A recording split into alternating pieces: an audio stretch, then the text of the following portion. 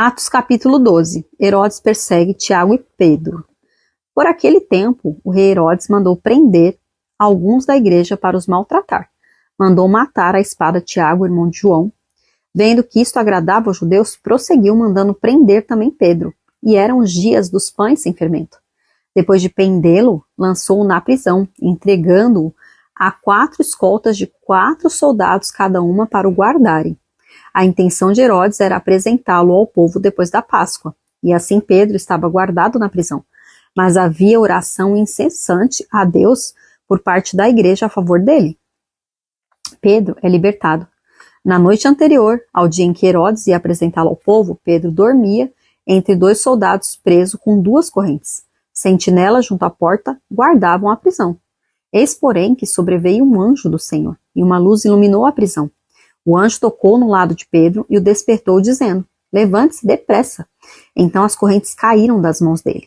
E o anjo continuou: coloque o cinto e calce as sandálias. E ele assim o fez.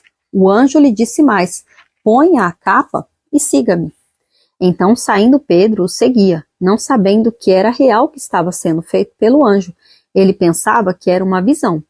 Depois de terem passado a primeira e a segunda sentinela, chegaram ao portão de ferro que dava para a cidade, o qual se abriu automaticamente, e saindo, enveredaram por uma rua, e logo adiante o anjo se afastou dele.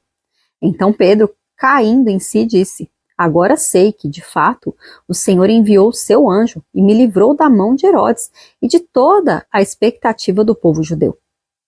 Ao se dar conta disso, Pedro resolveu ir à casa de Maria, mãe de João, também chamado Marcos, onde muitas pessoas estavam congregadas e oravam.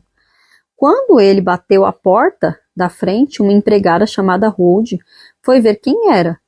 Reconhecendo a voz de Pedro, ficou tão alegre que nem o fez entrar, mas voltou correndo para anunciar que Pedro estava à porta. Então os outros disseram: você ficou louca? Ela, porém, persistia em afirmar que era verdade. Então disseram: é o anjo dele.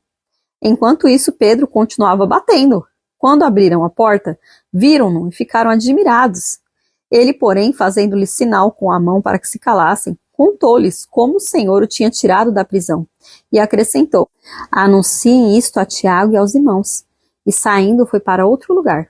Quando amanheceu, houve grande alvoroço entre os soldados sobre o que teria acontecido com Pedro. Herodes, tendo procurado e não achando, submetendo as sentinelas a interrogatório, ordenou que se aplicasse a pena de morte. E descendo da Judeia para Cesareia, Herodes passou ali algum tempo.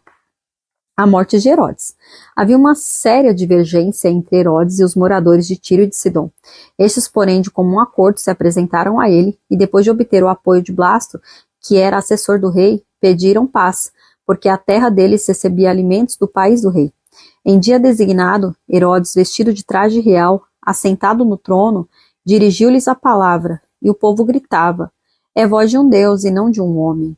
No mesmo instante, um anjo do Senhor feriu Herodes, por ele não haver dado glória a Deus, e comido de vermes, morreu. Entretanto, a palavra de Deus crescia e se multiplicava. Barnabé e Saulo, cumprida sua missão, voltaram de Jerusalém, trazendo consigo João, também chamado Marcos.